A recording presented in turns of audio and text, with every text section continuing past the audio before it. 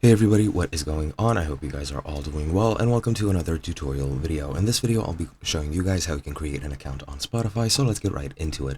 Now, as you can see, I'm on the sign up page for Spotify.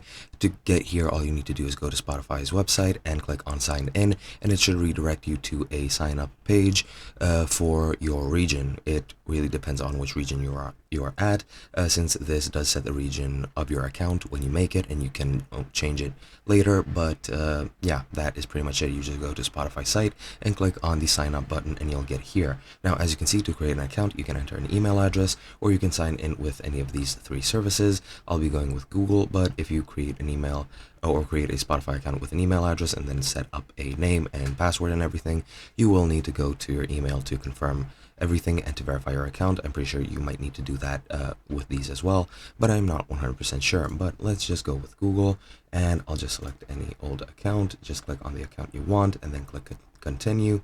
And once you click that, it should take you to here. As you can see, it will suggest a name. Your email address will be filled in. You need to set up your date of birth. I'll just enter anything here, just any old date. It doesn't really matter. You should set your date of birth to be true. Then you select your gender and everything, click next.